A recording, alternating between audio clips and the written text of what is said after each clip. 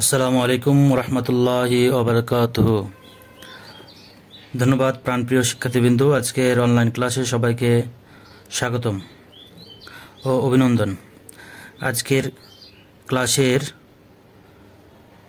বিষয়বস্তু হলো লেখচিত্র অঙ্কন। পরিসংখ্যানে কিভাবে লেখচিত্র অঙ্কন করতে হবে এই বিষয় সম্পর্কে আলোচনা। এটি লেকচার হলো 4। লেখচিত্রের প্রয়োজনীয়তা কি?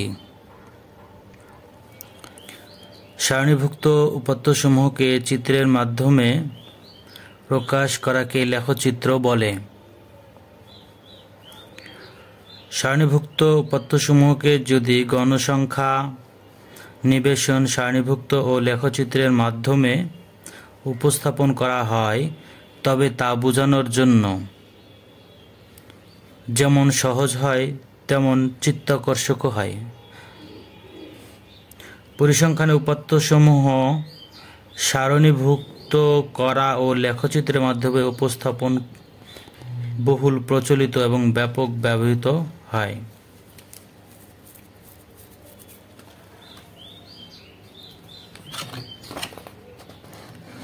অষ্টম শ্রেণীতে পাইচিত্র ও লেখচিত্র সম্পর্কে বিস্তারিত আলোচনা করা হয়েছে। নবম শ্রেণীতে আলোচনার বিষয় হলো আয়তলেখ, অজীব রেখা ও গণসংখ্যা বহুভুজ। গণসংখ্যা ও বহুভুজ দুটি পদ্ধতিতে অঙ্কন করা যায়, একটি আয়তলেখ ব্যবহার করে আরেকটি হলো আয়তলেখ ব্যবহার না করে।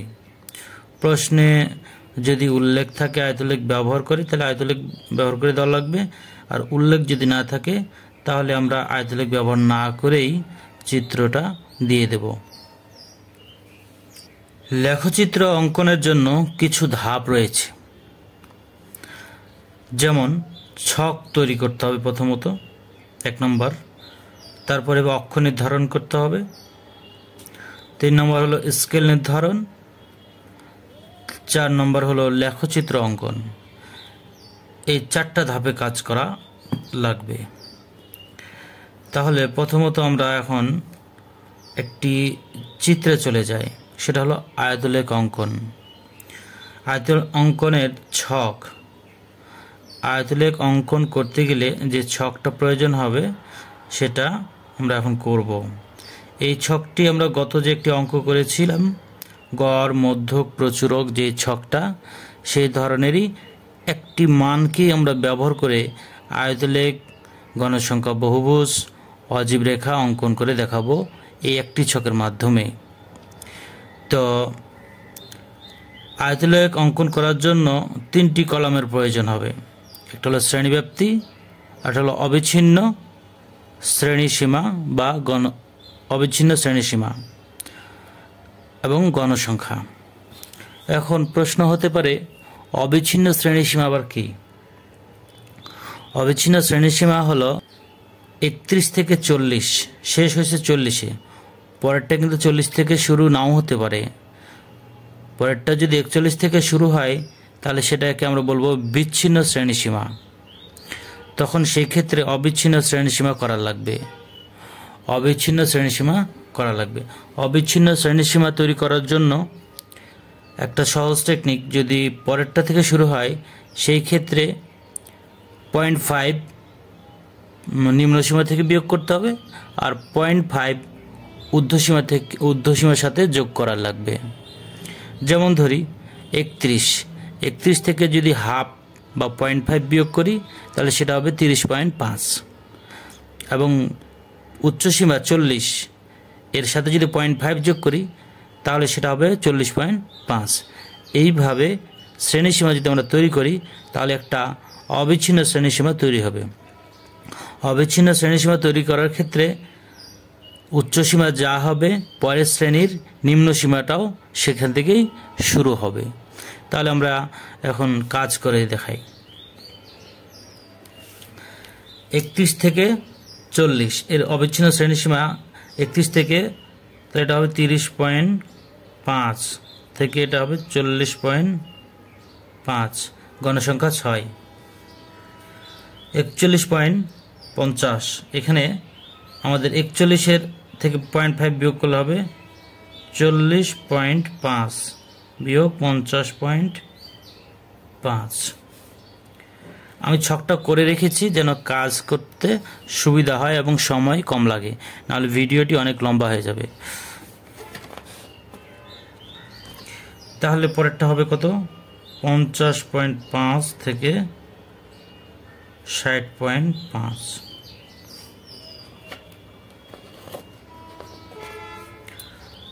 তাহলে এটা 60.5 থেকে 70.5।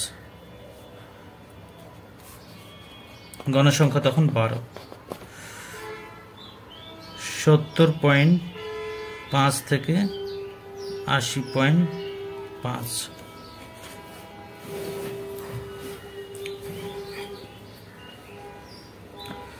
এটা হলো 80.5 থেকে 90.5। এটা 90.5 থেকে 100.5। এখানে দেখা যাচ্ছে প্রথম শ্রেণীর ঊর্ধ্বসীমা যা, পরবর্তী শ্রেণীর নিম্নসীমা তা, এইভাবে পর্যায়ক্রমে কোনাকুনি মানগুলো ঠিক হলে সেটাকে বলবো আমরা অবিচ্ছিন্ন শ্রেণীসীমা। গণসংখ্যার মান কিন্তু আমাদের প্রথমে ছকে দেওয়া ছিল। এখানে মোট গণসংখ্যার মান হবে 50। এই ছকটিতে একটা খেয়াল করি, গণসংখ্যা সর্বোচ্চ হলো 12, সর্বোচ্চ গণসংখ্যা হলো 12, এটা মনে রাখবো আমরা। এরপরে কাজ হলো অক্ষ নির্ধারণ। অক্ষ নির্ধারণের ক্ষেত্রে আমরা প্রথমত ছক অঙ্কন করতে গেলে এক্স অক্ষ ওয়াই অক্ষ বিবেচনা করি, দুটি অক্ষ থাকে। তাহলে এক্স অক্ষ বরাবর অবিচ্ছিন্ন শ্রেণীসীমা হবে, ওয়াই অক্ষ বরাবর গণসংখ্যা হবে। এবার স্কেল নির্ধারণ বলতে কি বুঝবো? প্রতি ক্ষুদ্র ঘর মান কত ধরবো, আমাদের যে প্রাপ্ত ছকে মান আছে সেই মানগুলো যেন ওই যতটুকু আমরা লেখচিত্রের গ্রাফ পাবো বা গ্রাফ পেপার পাবো সেইটুকুর উপরে আমাদের স্থাপন করতে হবে। তাহলে এক্স অক্ষ বরাবর ক্ষুদ্র এক ঘরের মান হলো 2, আমরা ধরে নিলাম।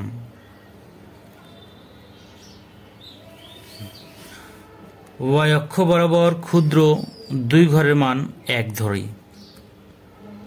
ক্ষুদ্র 2 ঘর সমান 1। এবার আসি লেখচিত্র অঙ্কন। লেখচিত্র অঙ্কনে আমরা এইভাবে একটি লেখচিত্র বসিয়ে নেব। একটা জিনিস খেয়াল করতে হবে যে লেখচিত্র যে জায়গায় আমরা খাতার বসাবো সেই অংশে কিন্তু কোনো লেখা থাকবে না, নিচে কোনো লেখা থাকবে না, নিচে কোনো লেখা রাখা ঠিক না। তাহলে লেখচিত্রের নিচেই আমরা লেখচিত্রটা সুন্দর করে বসাই দিব। বসানোর পর আমরা এখন এই যেখানে স্টাপলিং করে দিচ্ছি, আমি পিন মেরে দিয়েছি, এইভাবে পিন মেরে দিতে হবে। তাহলে এখানে আমাদের যে মানগুলো ছিল সে মানগুলোতে অবিচ্ছিন্ন শ্রেণীসীমার প্রথমে শুরু হয়েছে 30.5, তারপরে 40.5, তারপরে 50.5, এইভাবে 100.5 পর্যন্ত আছে। তো ওয়াই অক্ষ বরাবর গণসংখ্যা, এক্স অক্ষ বরাবর অবিচ্ছিন্ন শ্রেণীসীমা। এখন আমরা মানগুলো স্থাপন করব। মানগুলো কি ছিল? মানগুলো এখানে একটু খেয়াল করি।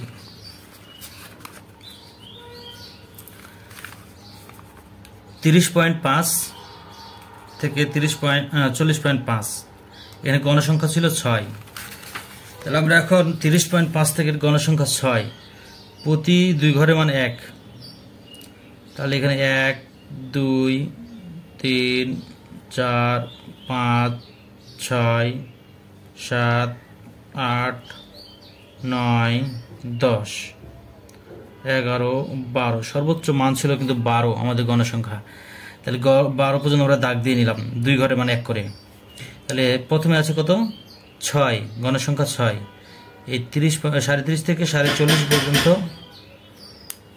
তাহলে 6, এখানে 5 পরে হবে 6, এইটুকু হলো।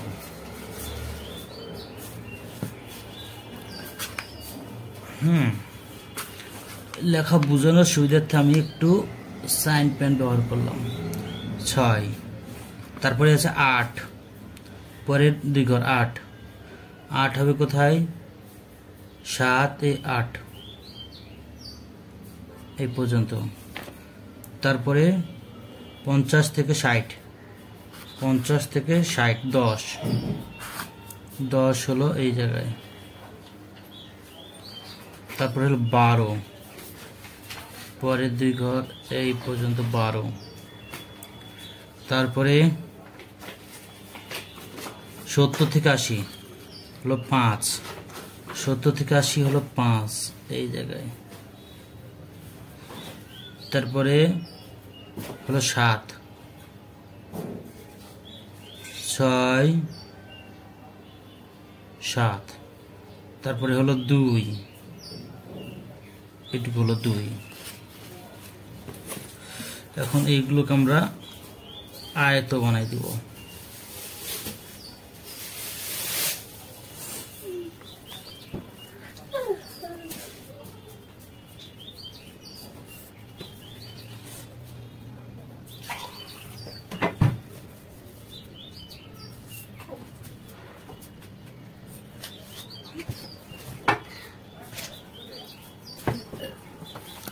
প্রতিটি ঘর এক একটা আয়তাকার হয়ে গেল, তাই এটাই হলো আয়তলেখ। এটি হলো একটি আয়তলেখ।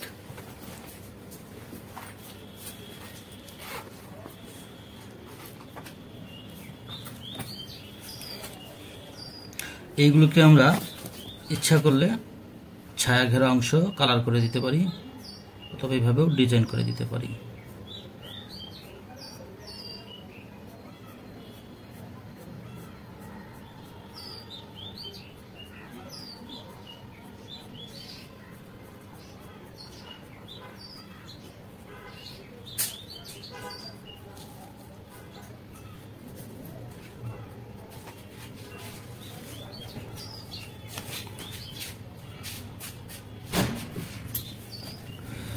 এই হয়ে গেল আয়তলেখ। এবার অজীব রেখা অঙ্কন। অজীব রেখা অঙ্কনের জন্য একই ছক ব্যবহার করব, কিন্তু একটু এখানে কলাম হবে ভিন্ন। শ্রেণীব্যাপ্তি থাকবে, গণসংখ্যা থাকবে এবং ক্রমযোজিত গণসংখ্যা থাকবে। ক্রমযোজিত গণসংখ্যা, তাহলে ক্রমযোজিত গণসংখ্যাটা কিভাবে নির্ণয় করতে হবে? 31 থেকে 40 গণসংখ্যা ছিল 6, এই 6টা এখানে বসাবো। তারপরে হচ্ছে 8 আর 6 যোগ করলে হবে 14, 14 এবং 10 যোগ করলে হবে 24, 24 আর 12 যোগ করলে হবে 36, এবং 5 এবং 36 যোগ করলে হবে 41, 41 আর 7 যোগ করলে হবে 48, 48 আর 2 যোগ করলে হবে 50। এই 50 আর মোট গণসংখ্যা একই হবে। এটি হলো ক্রমযোজিত গণসংখ্যা। এবার আসি অক্ষ নির্ধারণ। অক্ষ নির্ধারণের ক্ষেত্রে x অক্ষ বরাবর শ্রেণীব্যাপ্তির উচ্চসীমা। উচ্চসীমা বলতে কোনটাকে বোঝানো হবে? উচ্চসীমা বলতে বোঝানো হবে 40, 50, 60, 70, 80, 90, 100 এই মানগুলো গ্রাফে বসানো লাগবে। এবং y অক্ষ বরাবর ক্রমযোজিত গণসংখ্যা, এই মানগুলো বসাইতে হবে। সর্বোচ্চ মান কত? 50। তাহলে আমাদের y অক্ষ বরাবর মোট 50 মান বসানোর মতো জায়গা থাকতে হবে। স্কেল নির্ধারণ। স্কেল নির্ধারণ, তাহলে x অক্ষ বরাবর ক্ষুদ্র এক ঘরের মান ধরব 2 এবং y অক্ষ বরাবর ক্ষুদ্র এক ঘরের মান 2 ধরে নিলাম।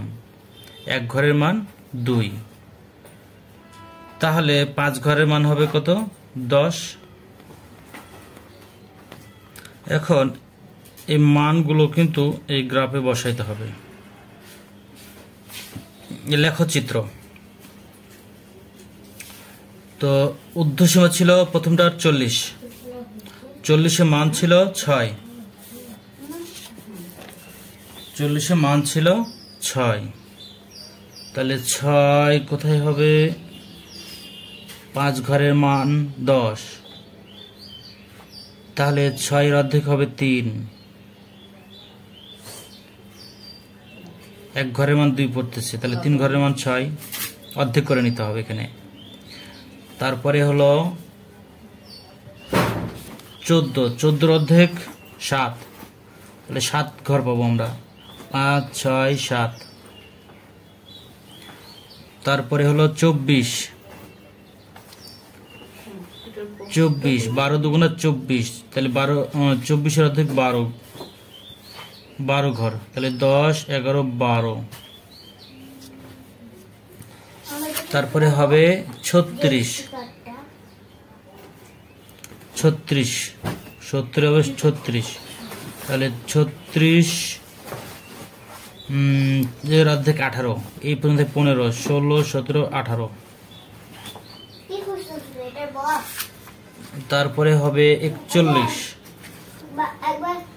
41 অর্ধেক 20.5, এই 20, 20.5। তারপরে হবে 48, 48-এর অর্ধেক 24,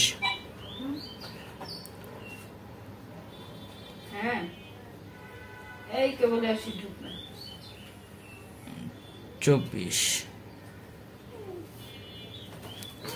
তারপরে হবে 50, 50 অর্ধেক 25 ঘর।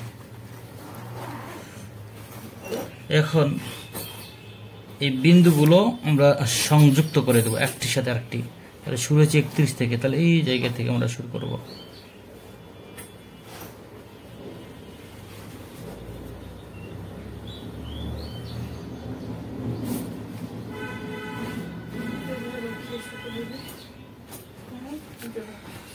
এটাই হলো অজীব রেখা, লেখচিত্র।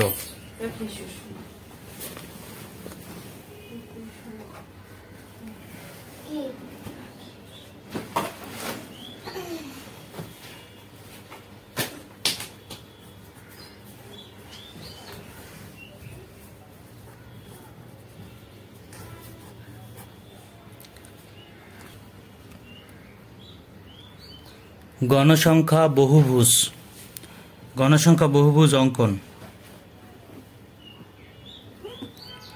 গণসংখ্যা বহুভুজ অঙ্কন তার ছক।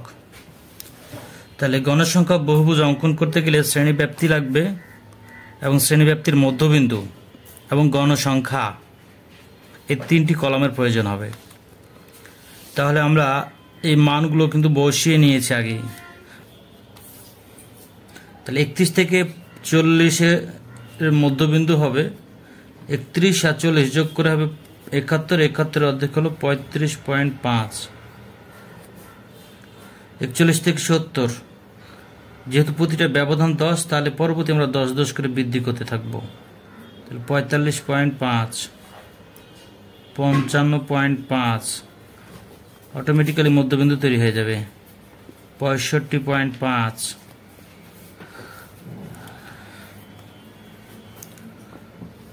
এরপরে 75.5, এরপরে হবে 85.5, এবার হবে 95.5। এবার অক্ষ নির্ধারণ। এক্স অক্ষ বরাবর শ্রেণীব্যাপ্তির মধ্যবিন্দু, ওয়াই অক্ষ বরাবর গণসংখ্যা, স্কেল নির্ধারণ। এক্স অক্ষ বরাবর 1 ঘরের মান 2, ওয়াই অক্ষ বরাবর 2 ঘরের মান 1। আয়তলেখ যেভাবে অঙ্কন করেছিলাম ওই স্কেলটাই আমরা এখানে আবার নির্ধারণ করলাম।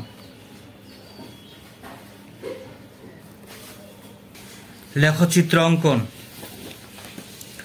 লেখচিত্র অঙ্কনের ক্ষেত্রে এক্স অক্ষ বরাবর শ্রেণীব্যাপ্তির মধ্যবিন্দু, ওয়াই অক্ষ বরাবর গণসংখ্যা। তো এখানে আমরা মধ্যবিন্দু যেগুলো বের করেছিলাম সেই মধ্যবিন্দুগুলো এখানে বসে দিয়েছি। তাহলে শুরু হয়েছিল 31 থেকে এই পর্যন্ত ছিল 40, তার মিডিল পয়েন্ট হলো এটা, এটার মিডিল পয়েন্ট হলো এটা।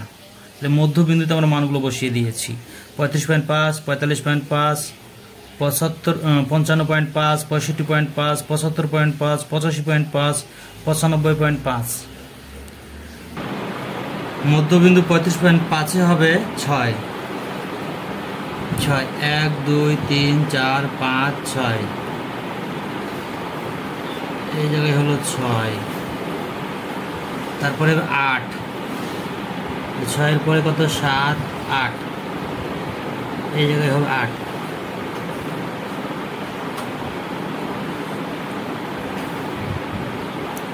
তারপরে হবে 10 হচ্ছে এই জায়গায়, তারপরে হলো 12, 10-এর পরে 12 হচ্ছে এই জায়গায়,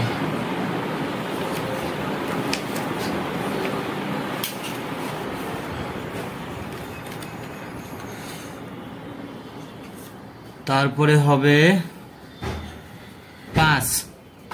5 দুগুণা 10, এইখানে হচ্ছে 5, তারপরে 7 দুগুণা 14 ঘর, এখানে 15 ঘর, তার আগেরটা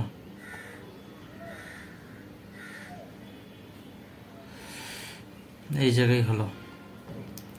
তারপরে হলো 2 হচ্ছে এখানে 1 2। এখন আমাদের এই বিন্দুগুলো সংযুক্ত করে দিতে হবে।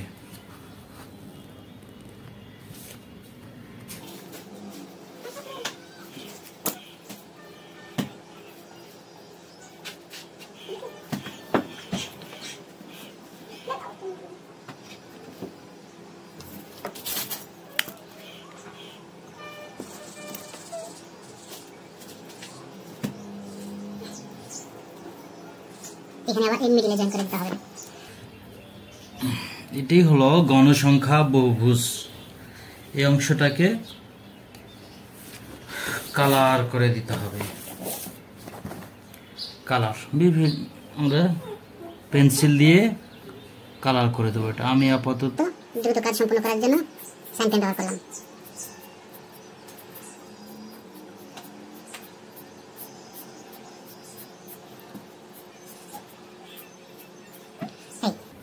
এটি হলো গণসংখ্যা বহুভুজ আয়তলেখ ব্যবহার না করে। এখন যদি আয়তলেখ ব্যবহার করার প্রয়োজন পড়ে তাহলে আয়তলেখ যে আমরা প্রথমে অঙ্কন করেছি এখানে আমরা মধ্যবিন্দু নির্ণয় করতে হবে। এখানকার মধ্যবিন্দুগুলো নির্ণয় করে যুক্ত করে দিতে হবে, তাহলেই তৈরি হয়ে যাবে তখন আয়তলেখ ব্যবহার করে গণসংখ্যা বহুভুজ।